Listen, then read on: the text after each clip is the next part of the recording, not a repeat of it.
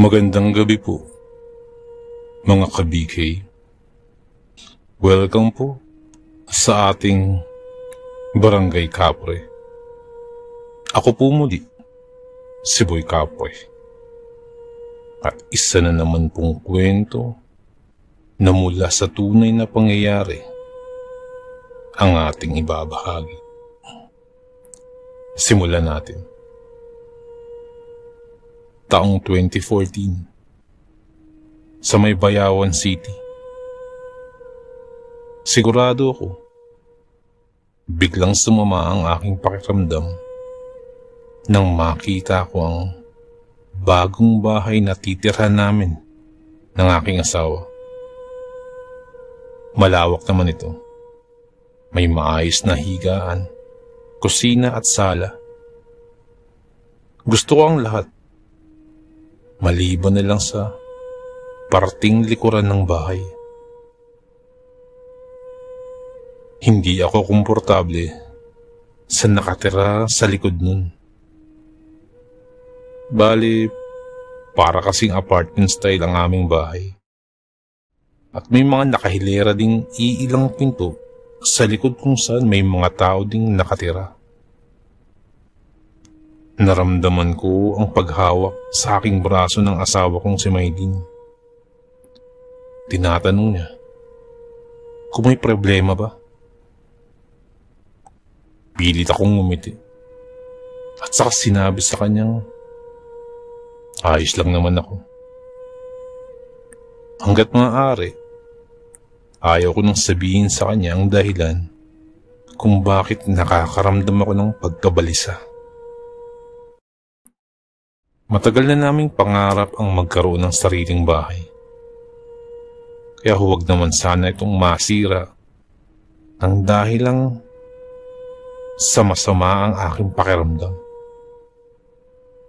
Siguro naman, mawawala din ito mamaya. Nagpa siya akong maglibot-libot hanggang sa makarating ako sa likod bahay. Walang imik kong sinuyod ng tingin hanggang sa mapadako ang aking paningin sa isa sa mga pintuan ng nakatira dun. Bukas ang kanilang bahay at may ginang na abala sa pagdidilig ng kanyang mga tanim na bulaklak. Medyo napatingin ako dahil may kakaibang bulaklak siyang dinidiligan. Dahil may kakaibang bulaklak siyang dinidiligan, na tila ba doon nang gagaling ang kakaibang amoy. Parang amoy patay. Nalukot ang aking ilong at nagpa siya nang pumasok sa loob. Sa isip-isip ko mukhang magkakaproblema kami ng aking kapitbahay dahil sa masamang amoy na nagmumula sa kanyang bulaklak. Bumuntong hininga ako at nagpa siyang maligo. Ang asawa kong si Maylene ay nakita ko pang naglilinis sa sala at nag-aayos ng mga kagamitan. Hinayaan ko na lamang siya dahil maya-maya ay aayaan ko na siyang kumain sa labas. Isang maliit na sityo ang aming napuntahan. Medyo malayo din ito sa Kabiasnan, pero hindi ko naman maramdaman yun dahil ang munting baryong ito ay animoy kumpleto na sa lahat ng aming pangangailangan. May paglilibangan. May mga lugar na balak puntahan. Tila isang maliit na syudad ang aming baryo na nasa loob din ng isang syudad. Parang ganun ang dating niya. Ang kaibahan lang ay mura ang mga bilihin sa lugar na ito at simple lamang ang pamumuhay ng mga tao. Lahat ay abala sa pagtatrabaho at walang makikitang nagkukumpulan sa labas para makipagtsismisan. Yun ang isa sa hinahangaan ko sa lugar na to. tahimik at walang gulo. Ang kanilang mga tanod ay talagang ginagawa ang trabaho at pinananatili ang kapayapaan. Sa uri ng aking trabaho ay ang katahimikan ang isa sa labis na nagpapasaya sa akin. Isa akong manunulat at nagpupunta lamang sa syudad kapag nagpapasa na ako ng aking mga akda. Sa kasalukuyan ay wala pa kaming anak ni Maylene. Parang wala pa rin akong balak. Dahil nang huli kasing magbuntis ang aking asawa, ay nakunan ito at kamuntikan pa niyang ikamatay. Dahil napag-alaman namin na ayon sa doktor, ay malapit na siyang maubusan ng dugo. Kaya kesa naman subukan naming muli, ay mas mabuti pang tanggapin ko na lang ang kapalaran namin sa ngayon na wala pa kaming anak. Ayokong isakripisyo ang buhay ng aking pinakamamahal na asawa para lamang magkaroon kami ng anak. Nung sandaling yun ay naging abala ako sa paliligo. Kaya naman napatalon ako sa labis na gulat nang marinig ang natatarantang boses ng aking asawa. Nagmamadali tuloy akong magbanlaw at nagtapis ng tuwalya. Saka siya pinagbuksan ng pinto. Alam niyang nasa banyo ako. Tinanong ko ang aking asawa kung anong nangyayari. May nakita akong kakaibang nilalang. Nakagapos ng liig gamit ang kadena sa likod bahay, sa may kapitbahay. Nang marinig yun ay napaisip ako. Dahil baka ang bahay ng ginang na nagdidilig ang kanyang tinutukoy. Siya yung may kakaibang tanim na bulaklak. Ayun lang ba? Wala yun. Pasinin yun. Kumalma ka lang dyan. Baka namamalikmata ka lang. Pero kaagad akong sinagot ng aking asawa na hindi siya namamalikmata at talong hindi raw siya nagsisinungaling. Totoo raw ang kanyang nakita at kakaiba ang nasabing nilalang. Para daw itong kambing na may dalawang malalaking kulay pulang mata. Hindi kumukurap. At tila kakaiba ang posisyon na parang nakatuwad. May kadena pa raw na nakatali sa liig nito. At tila kambing na umuungol. Hinila pa ako ni Maylene patungo sa likod bahay at binuksan ang pinto para patunayan na hindi siya nagsisinungaling. Kung kaya't yun nga ang ginawa namin.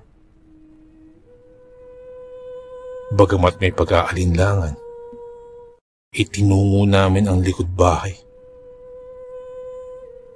Pero nang suyurin ko ng tingin, ay wala naman akong nakita sa lugar na kanyang itinuturo. Kung kaya't para kumalma ang aking asawa, bumalik na lang kami sa loob at nilimang ko siya sa ibang bagay para makalimutan ang kanyang nakita.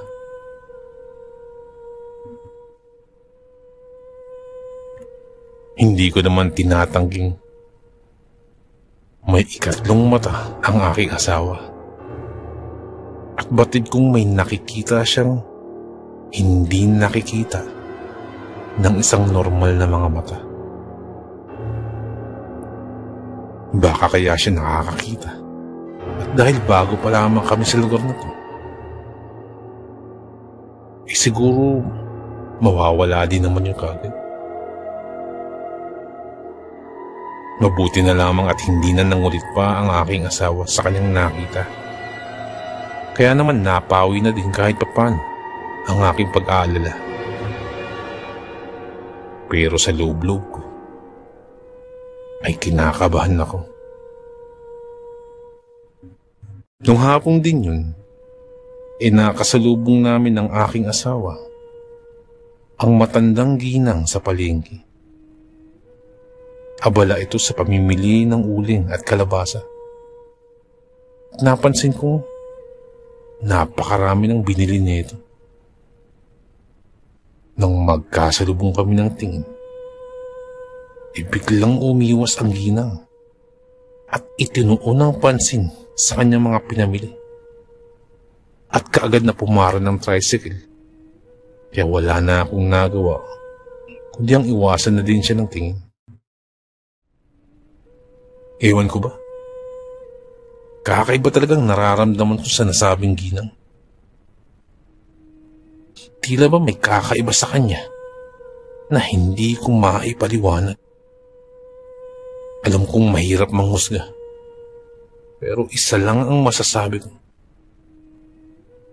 Masyadong delikado kung aalamin ko pa ang mga bagay na yun.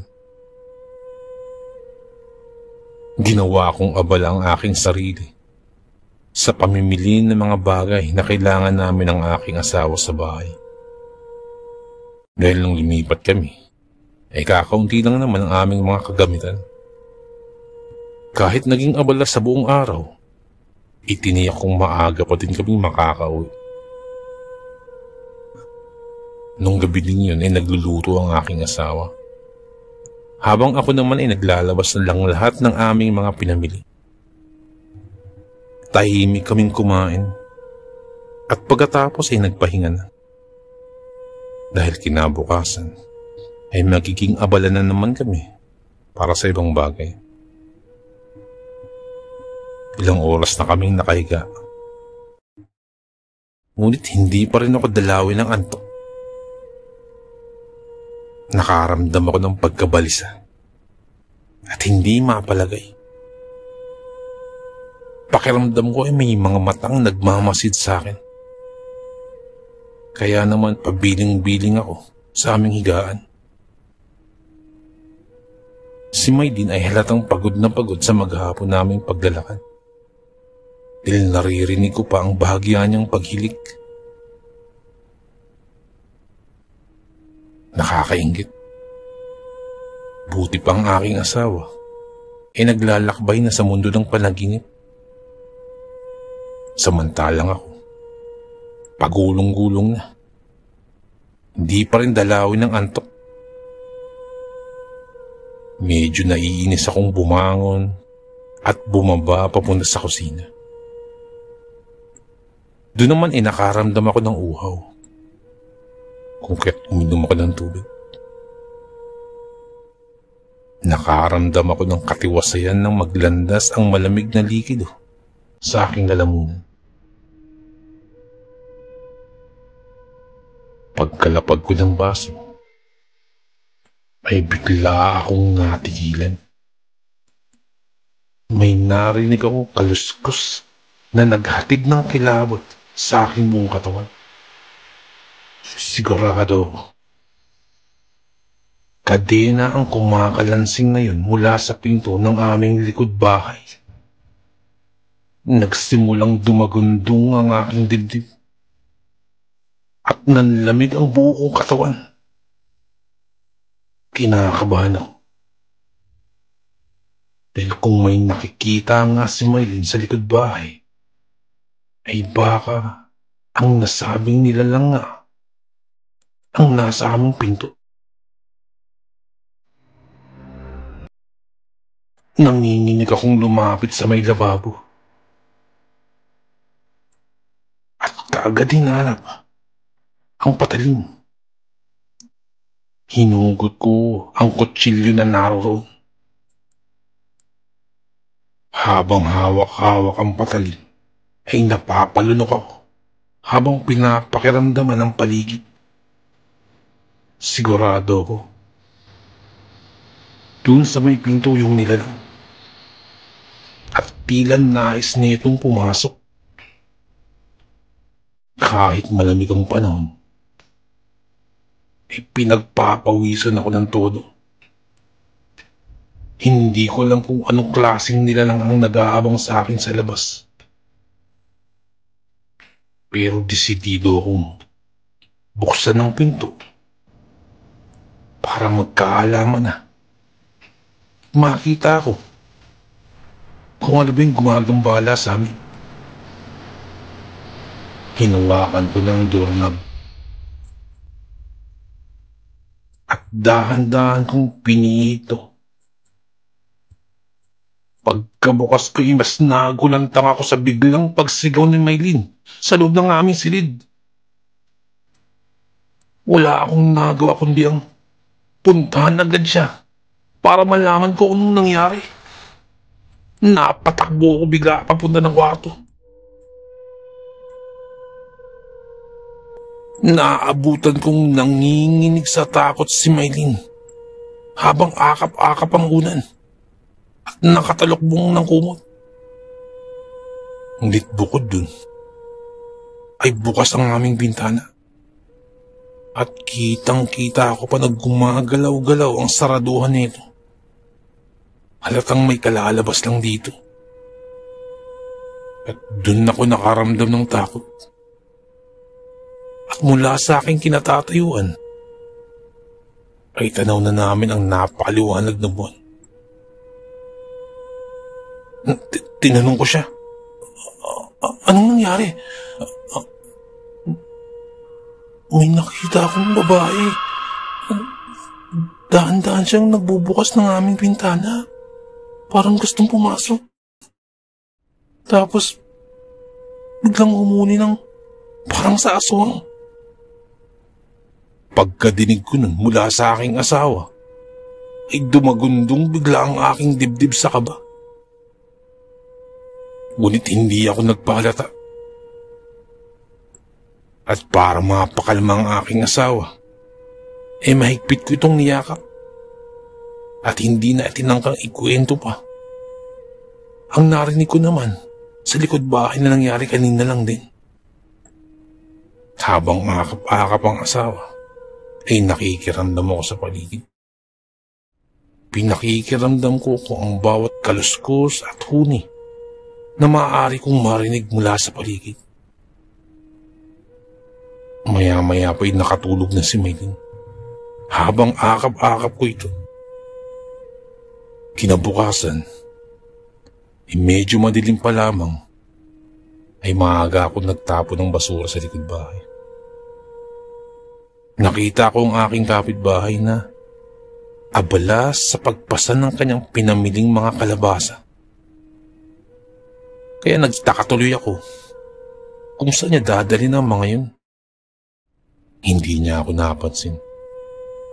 Kaya naman nagdesisyon akong sundan ng ginang para tingnan kung anong kanyang gagawin. May isang hindi naririnig na boses kasi kung naririnig na nagsasabing sundan kong matanda na para bang mayroon tong lihim na itinatago. Pating kayad ako naglakad at sinundan ang daan na kanyang tinalunton. Kinakabahan ako. Pero gusto kong malaman kung may koneksyon ba ang naririnig kong kalansing ng kadena kagabi at ang nakita ng aking asawa, nakakaibang nilalang sa matanda niya. Napag-alaman kong may hardin pala sila sa harap ng kanyang bahay. Nagmasid-masid pa ako. Habang nag-aabang, biglang nagsalita ang ginang. Ngunit wala akong nakikitang kausap nito. Biglang nagsalita na nariyan na raw ang pagkain niya. Pilit kong iniisip kung sino ba ang tinutukoy niya. Gayong mag-isa lang naman siya sa hardin at walang kasama. Kitang-kita ko pa nang ibuhos niya ang lalagyang sako sa lupa. Kung kaya't tumambad sa aking paningin ang napakaraming kalabasa. Ilang saglit lang ay nanlaki ang aking mga mata. may isang kakaibang nilalang ang lumapit sa tumpok ng kalabasa. At gutom na gutom itong kinain na parabang hayok na hayok dun sa pagkain na yun. Sa tanawing yun ay napatas ako. Nakaramdam ng kakaibang takot. At iniisip ko kung ano nga bang nilalang na yun. Ngayon lang ako nakakita ng ganong klase ng hayop. At alam kong hindi ito pangkaraniwang alaga ng mga tao. Habang nakakubli, ay panaka-naka akong tumitingin sa nilalang na yun. Nung bigla itong umangil at tumalikod. Dahil dun ay napatas palalo ako. At nagpa siyang umalis na.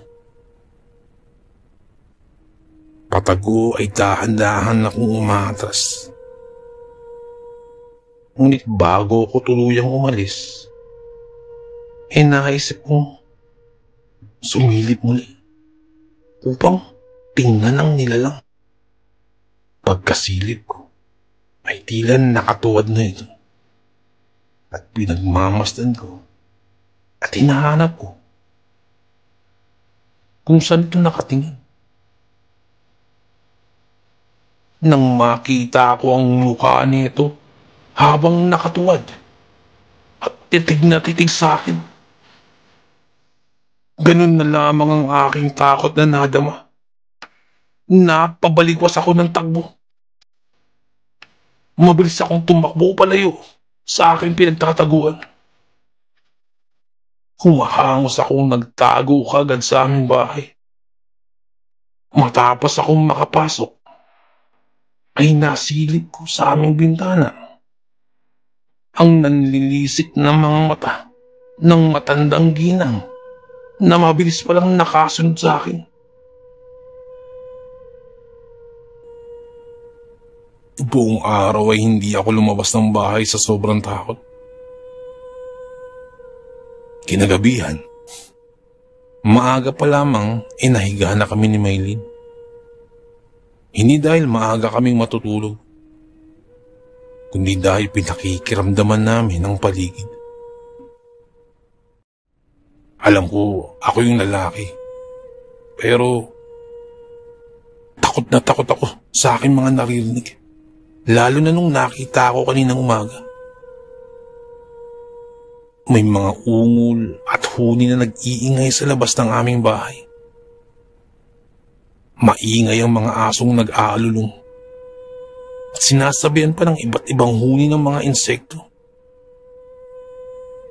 Pakiramdam ko tuloy, maraming naglipa ng mga nakakatakot na nilalang sa paligid.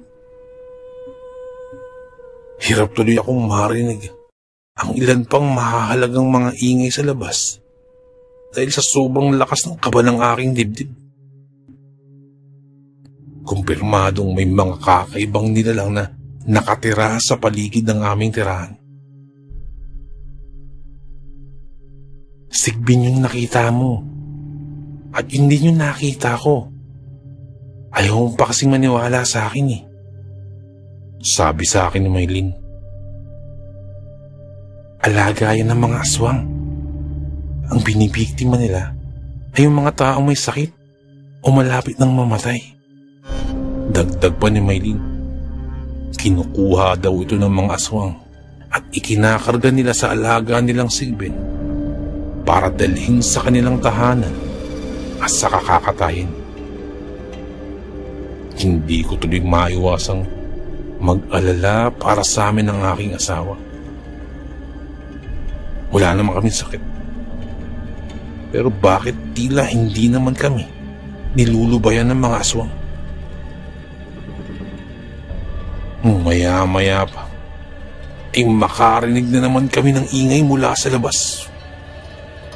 Nagsimula na naman yung pagkabog ng aking dibdib. Si Maylin ay nagmahigpit ang paghawak sa akin. At mula sa pagkakahiga, sabay kaming bumangon. Hawak ko sa kabilang kamay ang itak na pinakatago-tago ko. At nakahanda akong ihataw ito sa kung sino man ang nagbabalak ng masama sa amin. Nang maya-maya pa'y bigla akong nakakita ng pusa. Kaya't walang pakundangan ko itong tinaga gamit ang itak. Bumuo ng itak sa may pusa. Sugatan ito. Ngunit baliwala lang ito sa pusa. At mabangis pa rin itong umangil. At nagtangka pa itong umatake. At hindi man lamang humingiyaw. Mabuti na lamang at naging mabilis ang mga galaw ni Maylin. At sinabuyan niya ng asin ang nasabing nilalang. Doon pa lamang ito nagkikisay at patakbong lumundag sa bintana. At hindi ko rin alam kung paano nabukas yung bintana at basta na lang nawala sa dilim yung pusa. Takot na takot ako ng gabing yun. Ganun din ang aking asawa. Magdamag kaming gising kakabang sa kung anong pwedeng kahinatnan namin nung gabing yun. Kinabukasan, sobrang sama ng tingin sa amin ng matandang ginang. Kung kaya't hindi na ako nakatis. Nagtanong-tanong ako sa mga kapitbahay kung sino ba ang nasabing babae niyan. Ayon sa aming kapitbahay, huwag daw kaming magtitiwala dahil ang ginang ay may lahing aswang at may mga alagang sigbin na palagi niyang pinapalabas upang mambiktima sa gabi. Sa katotohanan, ay napilitan kaming lumipat ang tahanan sa takot na baka tuluyan na kaming matikman ang galit ng nasabing ginang. Dahil napag-alaman kong ang alaga niya ay namatay pala sa ginawa kong pagtadtad dito. Nang makalipat kami, ay napansin ko na tila may pagbabago sa kilos ni Maylin. Nang tanungin ko siya, siya rin, iramdam na parang laging masama ang katawan niya. Sa isip-sip ko'y tila hindi kami tinatantanan ng mga aswang. Walang ano-ano'y nagpatingin kami sa isang manggagamot. May ipinakilalang manggagamot sa amin ang isa naming kaanak. Tiyak daw ay mapagkakatiwalaan namin. Kaagad kaming humingi ng tulong. Tiningnan ng manggagamot ang aking asawa. Nagsagawa ito ng kanyang ritual. At hinawakan ng pulso ng aking asawa. Habang pinupulsuhan, ay napatingin sa amin ang manggagamot. Una ay sa aking asawa at sunod ay sa akin. Dahil dun ay nakaramdam muli ako ng kilabot. Maya-maya pa'y nagsalita ang manggagamot. Buntis ang asawa mo. Ilang buwan na to? Buti at malusog naman ang bata. Ikaw, iingatan mo ang asawa mo ah. Huwag masyado magpapagod. Sabi pa ng manggagamot. Gulat na gulat kami mag-asawa nung marinig yun. Ganun po? Ako po ba ang ama? Tanong ko ba? Sa hindi ko malamang dahilan, bigla akong nakaramdam ng sapok. Bigla akong nakakita ng mga bituin. Sino pa ba sa tingin mo? Pagtataray ng aking asawa.